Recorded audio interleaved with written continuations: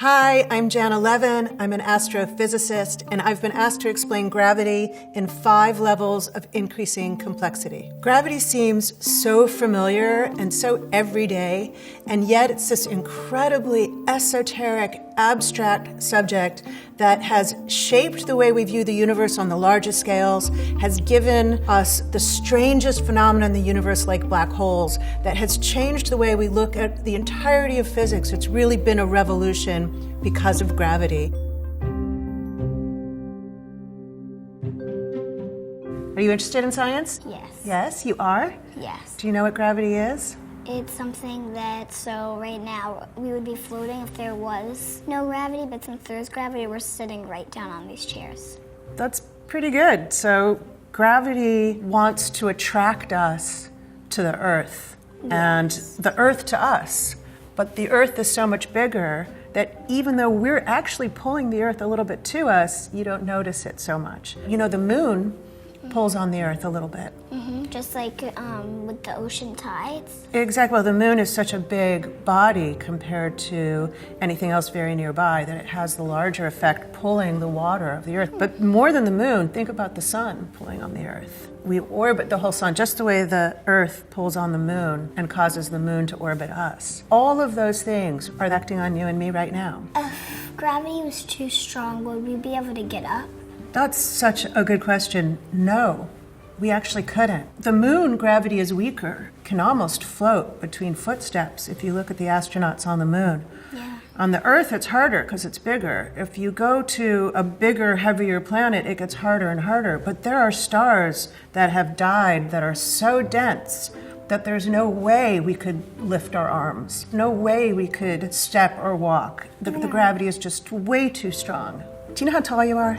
I'm in the 4s, In the 4s? maybe 4'3". People think that while you're sleeping, your body has a chance to stretch out and gravity isn't crunching you together. But when you're standing and walking or sitting, that gravity contracts your spine ever so slightly, so that in the morning, you might be a little bit taller than in the evening. See if it works for you. Whoa. Well, that was last night. Yes.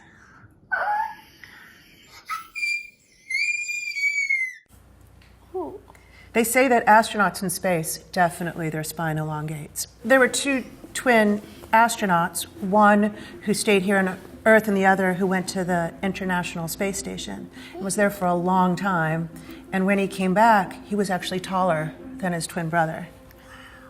Yeah, and that was because gravity wasn't compressing him all the time, and he was floating freely in the International Space Station, and his spine just kind of elongated. After a while here on Earth, though, he'll readjust. They'll go back to the same size. Have you ever heard of how gravity was discovered?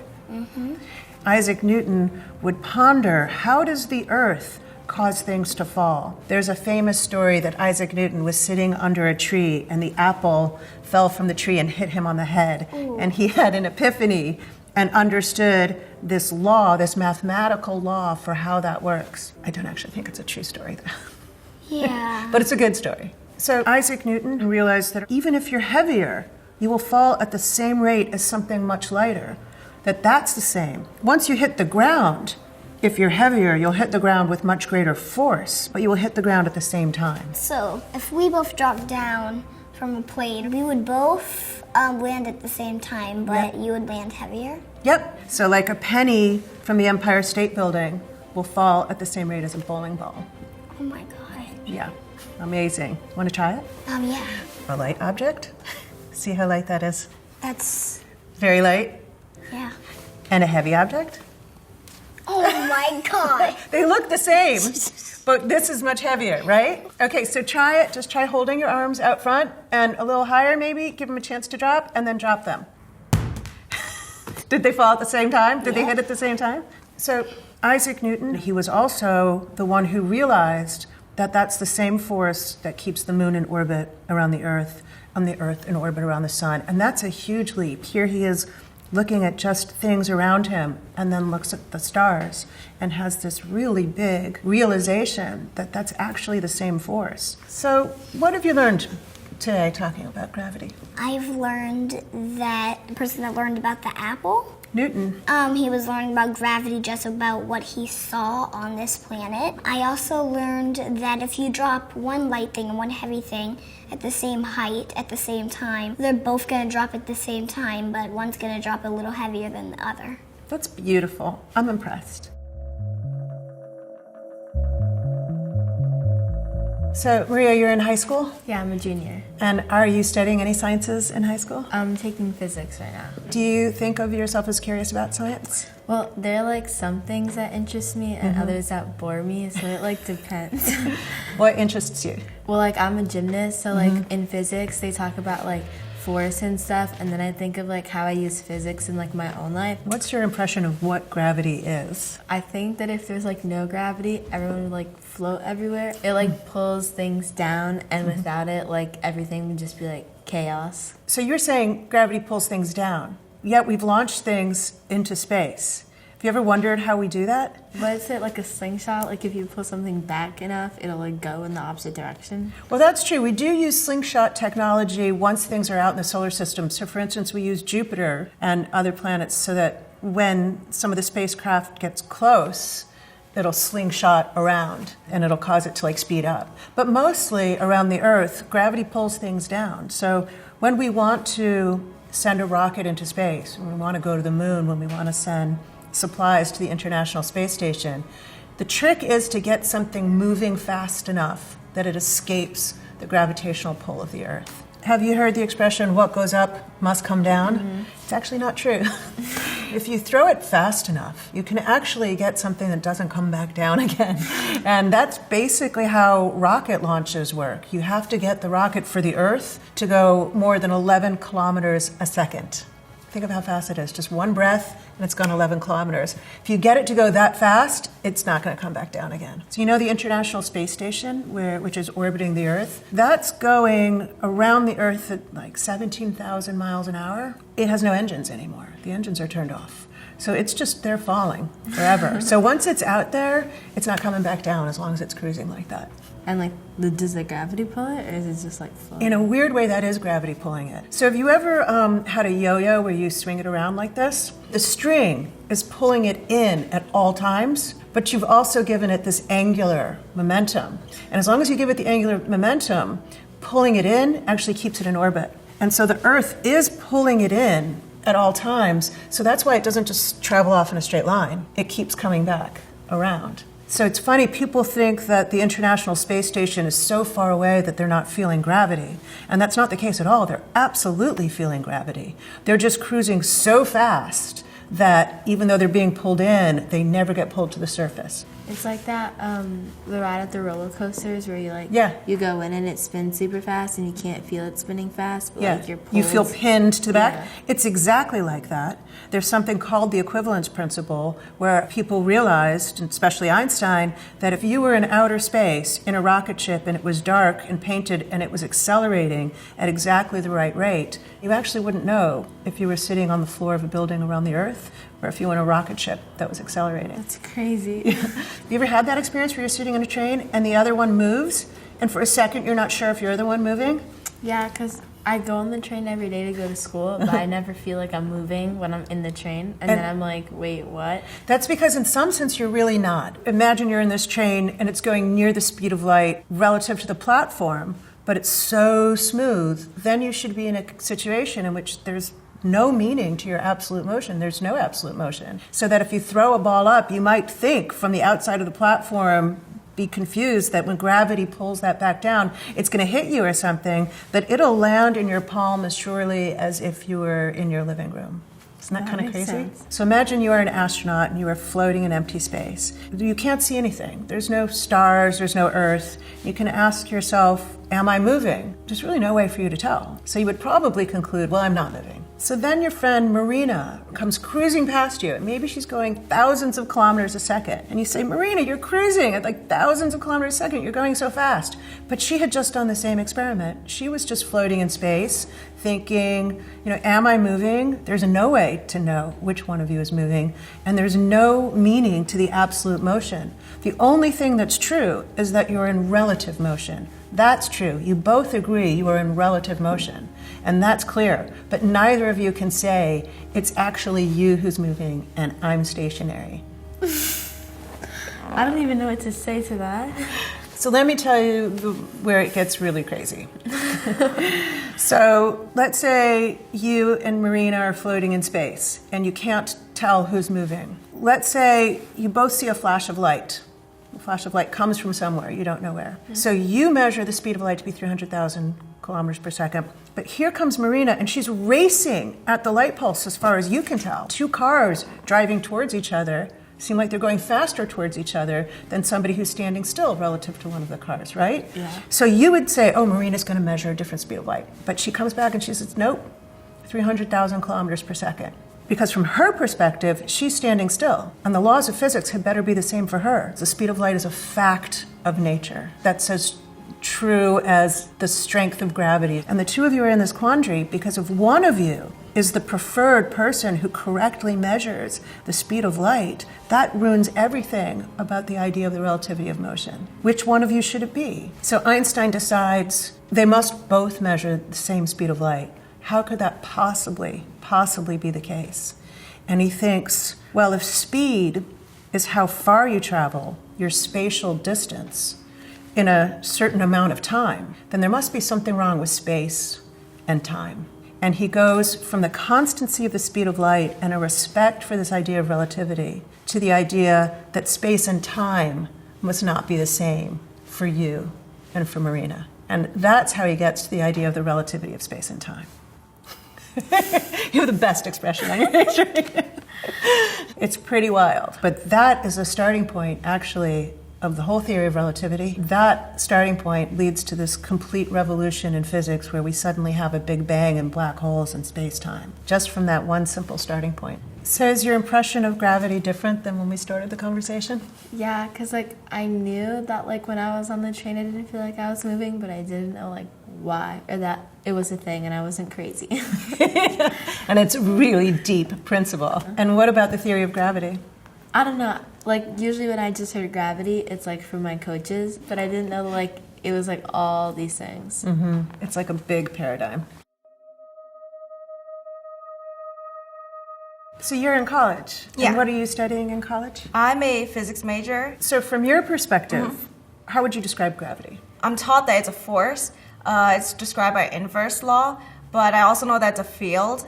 And there's a recent discovery with like gravitational waves, although I don't know like the specific details of about that. So when you say it's an inverse square law, Yeah. that means that the closer you are, Yeah. the more strongly you feel the gravitational pull. Yeah. And that makes sense. Yeah. There's very few things that are stronger when you're further apart. Yeah. So you can also think of a gravitational field, something that permeates all of space. Even though the Earth is 3 stories below us, it's not as though it's pulling at us from a distance, right? We're actually interacting with the field at this point, and there's a real interaction right here at this point. And that's nice because people were worried that if things acted at a distance, Yeah. that the way the old-fashioned inverse square force law describes it, that it was as spooky as like mind-bending a spoon, that it was like telekinesis. You know, if you don't touch something, how do you affect it? And so the first step was to start to think of gravity as a field that permeates all of space. And it's weaker very far from the Earth, and it's stronger very close to the Earth. So one way to think of this field is as a field that's really describing a curved space-time that is everywhere. Forget the difficulty of the math, just the intuition comes from 2 kind of simple observations. One was what Einstein described as the happiest thought of his life. So right now, you might feel heavy in your chair, and we might feel heavy on the floor in our feet or standing in an elevator cab. And Einstein would have said, well, what does the chair have to do with it? Or the floor, or the elevator? Those aren't gravitational objects. And so he wanted to eliminate them. And one way to do the thought experiment is to imagine standing in an elevator that you can't see out of, a black box. And imagine the cable is cut, and you and the elevator begin to fall. So in free fall? You're in total free fall. Now, because things fall at the same rate, Yeah. including the elevator and you, Yeah. you can actually float in the elevator. If you just floated in the elevator, the 2 of you would drop. And you might not even know you're falling. You could take an apple and drop it in front of you, and it would float in front of you. You would actually experience weightlessness. It's called the equivalence principle. It was Einstein's happiest thought that what you're really doing when you're experiencing gravity isn't being heavy in your chair, it's falling weightlessly in the gravitational field. And that was the first step, to think of gravity as weightlessness and falling. I know like zero gravity experiences are done with planes, I believe. Yeah, exactly. Yeah. You can make somebody look like they're in the International Space Station by flying up in a plane and then just free falling. The plane just drops out of the air. And while it's falling, they will float weightlessly, and there's been a lot of experiments about it, but you don't want it to end unhappily. So the plane has to scoop back up, and then you see them become pinned to the floor of the plane. Oh, okay. Because then the plane is interrupting their fall. So that's the first thought. And then the next is, what is the shape that's chased? So if you were floating in empty space, really empty space, and you had an apple and you threw the apple, what shape do you think it would chase, the path? Well, if I threw it straight, I would think it would go straight. Yeah, it would just go straight. But if you did that on the earth, what would happen? It would just go down. Yeah, but it would chase a curve. Oh, yeah. It would chase an arc. Yeah. Right? And the faster you throw it, the kind of longer the arc. So the second step to thinking about curved space-time is to say that when things fall freely around a body like the Earth, they trace curved paths, as though space-time itself, space itself, was curved. Oh. And so you had that moment, I saw it on your face, you went, oh. So that's the intuition. That's how Einstein gets from thinking that space-time is curved, from the idea that, well, there's this field that permeates all of space, and what it's really describing is the curves that things fall along. And from there, it's a very long path to finding the mathematics and the right description. That's really hard. But that intuition is so elegant and so beautiful, and just comes from these two simple thought experiments. That's amazing. Isn't it kind of amazing? So you described learning in a class about light the theory of special relativity, where Einstein is really adhering to the constancy of the speed of light and questioning the absolute nature of space and time. And it seems like that has nothing to do with gravity. But he later begins to think about the incompatibility of gravity with his theory of relativity. So suppose the sun were to disappear tomorrow, some like evil genius comes and just figures out a way to evaporate the sun. In Newton's understanding of gravity, we would instantaneously know about it all the way over here at the Earth. And that's incompatible with the concept that nothing can travel faster than the speed of light. No information, not even information about the sun, could possibly travel faster than the speed of light. So we shouldn't know about what happened to the sun for a full 8 minutes, which is the time it would take light to travel to us. And so he begins to question why gravity is so incompatible with relativity, but he already knows he's thinking about space and time in relativity. So then he gets to his general theory of relativity, where he realizes if I eliminate everything but just the gravitational field of, let's say, the Earth, and I look at how things fall and I see that they follow curves, well, then he realizes that space and time don't just contract or dilate, that they can really warp, that they can bend, and that they can curve. And then he finds a way to make gravity compatible with relativity by saying if the sun were to disappear tomorrow, the curves that the sun imprinted in space-time would actually begin to ripple. And those are the gravitational waves. And they would change, and they would flatten out because the sun was no longer there. Yeah. And that would take the light travel time to get to us, to tell us that the sun was gone. And then we would stop orbiting and just travel along a straight line. Wow. Wow. Well, let's hope it doesn't happen. Yeah. So what do you think you walked away with? What do you think you learned from the conversation? I learned more about the intuitions behind the concept, because we already just do the problems, but sometimes you get lost in the math. But like speaking like this, it really helps build my intuition. Yeah, it does for me too. So thank you.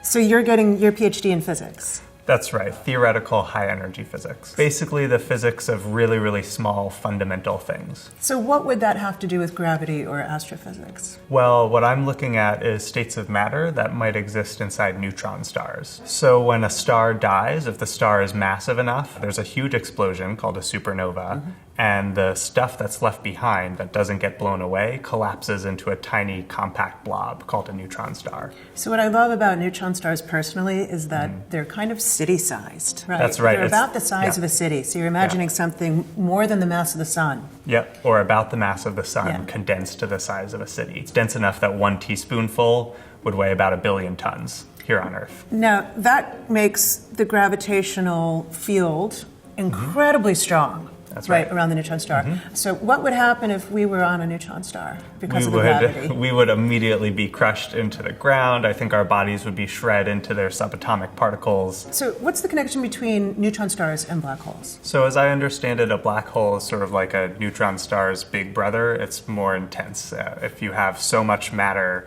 when a star is collapsing that it can't hold itself up, it collapses to a black hole. And those are so dense that space-time breaks down in some way or another. Black holes are so amazing that where the neutron star stops and there's something actually there, right? There's a material there. If it's so heavy it becomes a black hole, so it keeps falling. Once the event horizon of the black hole forms, which is the shadow, the curve that's so strong that not even light can escape, the material keeps falling. And like you said, maybe space-time breaks down right at the center there, but whatever happens, the star's gone. That black hole is empty. So in a weird way, black holes are a place and not a thing. So is there a sensible way to talk about what's inside a black hole, or is that, should you think of it as there is no space-time inside There a black isn't hole? a sensible way to talk about it yet, and that probably means that's where Einstein's theory of gravity as a curved spacetime is beginning to break down, and we need to take the extra step of going to some kind of quantum theory of gravity, and we don't have that yet. So even though the black hole isn't completely understood, we do know that they form astronomically, that in the universe things like neutron stars form and things like black holes form. The consequences are very much speaking to this curved space-time. So for instance, if two black holes orbit each other, they're like mallets on a drum, and they actually cause space-time to ring. And it's very much part of gravitation. The ringing of space-time itself we call gravitational waves. And this was something Einstein thought about right away in 1915, 1916. He was thinking about that. Those waves are very exciting for me too, because neutron stars orbiting each other also give off gravitational waves, and we might be able to get some data about neutron star material from that kind of signal. Yes, they ring space-time also like a drum, and you can record the sound of that ringing after 1 billion years when it's traveled through the universe. But then the next thing that happens is those neutron stars collide. And because of this incredibly high energy state of matter, which you study, it becomes this firework of different explosions. It's really quite spectacular. That's right. In fact, when we recorded that for the first time with gravitational waves, we then pointed telescopes at it and were able to see it optically as well, and that gave scientists a lot of data. Yeah, it was, to my knowledge, the most widely studied astronomical event in the history of humanity. Wow. So that's when amazing. the gravitational waves were recorded and they realized, oh, this sounds like, you can reconstruct the shape and size of the mallets of the drum from the sound. These sounds like neutron stars colliding, not black holes. And so, like you said, there was a trigger for satellites and experiments all over the world to point roughly in the direction that the sound was coming from. So from your point of view, I mean, they're like two superconducting giant magnets colliding, an experiment you could never do on Earth. That's just of the most tremendous scales and peculiarities of matter. Absolutely. I've heard statistics like many Earth masses worth of gold were created, forged in the neutron star collision that caused that. We used to think that most elements in the universe were created in supernova, which is when stars explode, because there's so much violent activity at the center that you need that kind of energy to create new elements. The way you do in a bomb, it's basically nuclear fusion. Sure, but we now think that that kind of fusion happens when two neutron stars collide. If you think about it, you have two massive blobs of neutrons. When you smush them together, you've got neutrons colliding. It creates the conditions where new elements can be created. Yeah, it's and amazing. It's literally populating the periodic table. yes, we now think that most of the heavy elements after some number are created in neutron star collisions. So you are already a PhD student. You know a lot about gravity, but what do you think you've taken away from this conversation? Well, I've definitely taken away that the way that we think about gravity today is very different from how Newton thought about it. And that even though we have a very good understanding, there's lots of things that we don't fully understand. There's still a lot of questions to be answered, which I think is really exciting. See, you're a scientist. Isn't the best part being able to ask the questions? Oh, yeah.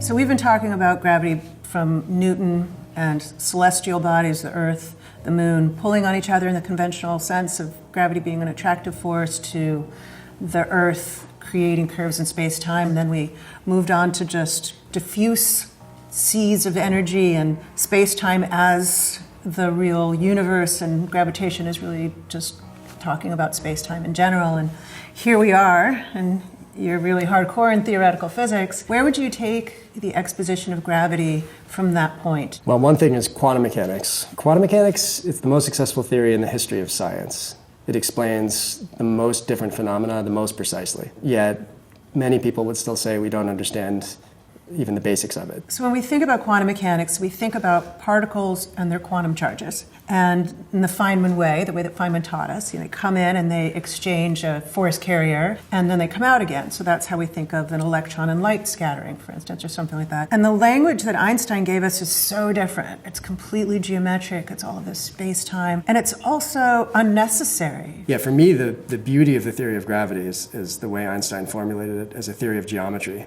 of curved space and time. I think, like you, that's one of the things that really pulled me into it. Is there really space-time, or are we just using unnecessary language because it's elegant and we like it and it's beautiful? Well, I think there is really space-time in the sense that it's a description that works really well. So there has to be something right about it. I mean, if we're going to talk about what's really, really underlying that, and we're going to put quantum mechanics into the mix, then there should be some quantum mechanical wave function for space-time. You should be able to take two different space-times and add them together, because one of the crazy things about quantum mechanics, as you know, is take add the waves together. Yeah, any two states, any two possible states of the world, you can just literally put a plus sign between them.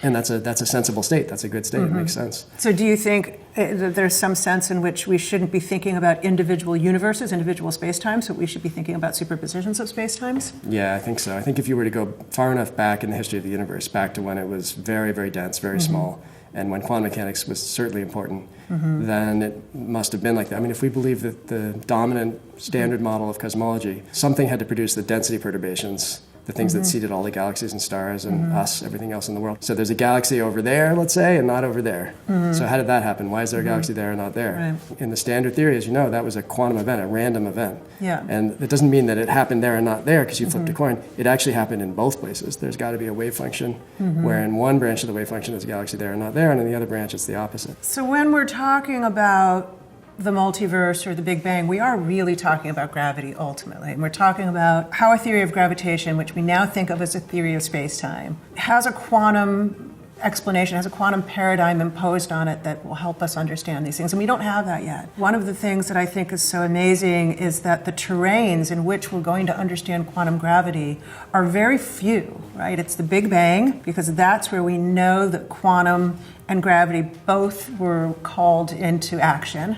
And there's black holes. One of the most interesting discoveries is, of course, Hawking's discovery. It kick-started a kind of crisis, right, in thinking about why quantum mechanics and gravity were so knocking heads. It was one of the most beautiful examples. Sure, yeah, it is a beautiful, beautiful idea. So first of all, to be totally clear, though, we've never observed Hawking radiation, which is what he predicted, directly. I don't think very many people doubt that it's there. But yeah, Hawking discovered mathematically that when you have a black hole, it's got an event horizon, it's got a surface which is a point of no return. If you fall through that surface, no matter what you have, no matter how powerful of a rocket you got, even if you beam a flashlight back behind you in the direction you fell from, nothing escapes, not even light. It all gets sucked in and spaghettified and destroyed at the singularity, or something happens, but it doesn't get out. But in quantum mechanics, you can't really pin down the location of something precisely. If you try to pin down an electron in a tiny circuit, in a microchip, sometimes you discover that it's not actually there, and then your computer crashes. This is the Heisenberg uncertainty principle. In reality, you can't precisely say where the electron is and you can't precisely say how quickly it's moving. Exactly, yeah. So when you get the blue screen of death, that might be because of quantum mechanics. You know, you try to pin something down near a black hole, well, it's a surface, it's got a particular radius for a round black hole, and you want to say something is inside or outside it. Well, you can't absolutely say that in quantum mechanics. And this kind of uncertainty produces a radiation, which you can think of as pulling some of the energy out of the black hole. The black hole was formed out of some mass, and there's an energy in that. You can think of pulling some energy out of that and sending it off to infinity in the form of particles being emitted. Yeah. And what Hawking found is that it's a thermal spectrum. It looks like a hot or not so hot for a large black hole, but like an oven, the kind of radiation that comes out of a cast iron. This idea that the darkest phenomenon in the universe actually is forced to radiate quantum particles is pretty wild. I think everyone understood that it was a correct calculation, but I don't think a lot of people understood the implications, that it meant something really terrible was happening, because this black hole, which could have been made of who knows what, is disappearing into these quantum particles, which in some sense have nothing to do with the material that went in. So do you think that's a big crisis? The black hole evaporates, the information is lost. It's a crisis because of some of the details of it, but I would say the way you just described it, I mean, if I build a big bonfire or an incinerator and I throw an encyclopedia into it, good luck reconstructing what was in that encyclopedia. The information is lost for all practical purposes. Practical purposes. Yeah. So this is a huge crisis because either quantum mechanics is wrong, and as you described, it's the most accurately tested paradigm in the history of physics. How could it be wrong, right? Or the event horizon is letting information out and violating one of the most sacred principles of relativity. One thing about quantum mechanics is that anytime you have a state of the world and another state of the world, you can literally add them together and get a third possible state, as crazy as that sounds. And so if you're going to have a quantum theory of gravity, then we can't really talk about there being a black hole or not a black hole, right? Or an event horizon or not an event horizon. Because we could always take a state that had an event horizon in it and a state that doesn't, or has the event horizon in a slightly different position maybe, and add them together. So the existence or position of an event horizon can't possibly be determined as a fact any more than the position of an electron is determined. So I think that's the loophole. That's a nice way of looking at it, so that you're not actually violating classical relativity once you're in a regime where the wave function has really peaked around a very well-defined state. That's right. And one of the most exciting developments in the last 10 or 20 years is called holography. And it's called holography because a hologram is a two-dimensional surface that creates a three-dimensional image. It's got sort of 3D information built into it. Right. And this, in a fundamental way, really has that or higher dimensional information built into it. Yeah. It's exactly the same as this theory of gravity in more dimensions. Yeah, so one of the things I like to think about with holography is that I can pack a certain amount of information in a black hole. I mean, you can literally think of it as like throwing things into it. Let's say I have information in some volume and I'm under the illusion that I can just keep packing information in that volume as much as the volume will contain. Eventually I'll make a black hole and I'll find out that the maximum amount of information I can pack into anything in the entire universe is what I can pack on the area, right? And since area is projecting the illusion maybe of volume, maybe the whole world is just a hologram. It's not a principle that only applies to black holes. It's saying that if this theory of quantum gravity is correct, then this whole three-dimensionality is an utter illusion, and really the universe is two-dimensional. That's crazy. True.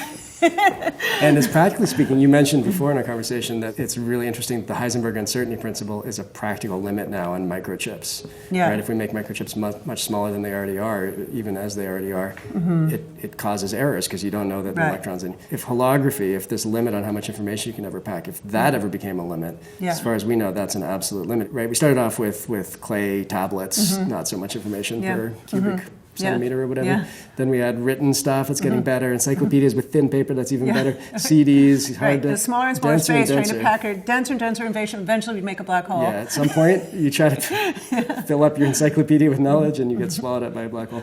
So, exactly. And the most knowledge you could ever have would only be on a two-dimensional surface. Right, and as big as the universe, and then you're done. Yeah. So, not likely that we're going to hit that limit anytime soon. Do you think it's possible that gravity is really ultimately just quantum mechanics and doesn't exist at all in the fundamental ways that we've been talking about so far, like the Newtonian way and the space-time way, that those are just these kind of macroscopic illusions? And sometimes I talk about it in terms of temperature. Temperature is not a thing. There's no single thing called temperature, right? It's a macroscopic illusion that comes from the collective behavior, really quantum behavior, of random motions of atoms. And is it possible that the whole of gravity is like some kind of emergent illusion from what's really quantum phenomena underlying it. Well, if we buy the idea of holography, then absolutely, Yeah. that's for sure. That's what it's telling us. Although which side is the illusion and which side is the reality? Right. They're the same. I mean, temperature's still great to talk about. It doesn't mean we shouldn't talk about temperature. I mean, we Right. should absolutely adjust our thermostats and talk about temperature. But if we look at it closer and closer and closer, we realize there's not a thing in the world that has as a quantum value temperature Yeah. isolated. And so maybe there is no such thing as gravity isolated from quantum mechanics. Right. So I guess with the holographic description, we've got two sides, which are actually secretly the same. On one side, there's definitely no gravity. On the other side, well, it's a quantum theory of gravity, whatever that means. But the point is, you can get it out. It's equivalent to this theory. With definitely. So that's to like gravity. just saying there's the idea of a dual description is just saying there's a perfect dictionary between these two descriptions, Yeah. and so to belabor which one's real is silly. It's like saying is French real or is English real? Right. Yeah, an example I like to give is if you take some extra dimensions and you compactify them, let's say just one, all that is, it's exactly equivalent to whatever particles you had, whatever fields you had in your original theory before you Yeah. added it. You just added an infinite tower of new Yeah. particles with certain properties that are all easy to calculate. For me, it's a question of which description is most useful. I mean, if you want to say gravity is an illusion and it's all quantum, that's great, but then you fall down the stairs and bang your head. So, it's sort of like there's a description that works pretty well. You don't go to the doctor and say yeah. Heisenberg uncertainty principle caused a series of fluctuations. Yeah. Right. Can you help me? So there's so many open questions. The fact that there are all these fundamental issues that we really don't understand. But on the other hand, there's all of these moving parts that fit together so neatly. There's definitely something that's working here. But ultimately, what is going to emerge from that, what structure is lying under it, we just don't know. But I think the fact that there are so many fundamental questions that we just don't know the answer to, that is an opportunity. That's exciting. It's great. Thanks so much for coming. Thank you. It's It really was good to my have you pleasure. here. Thank you very much, John. It was my pleasure.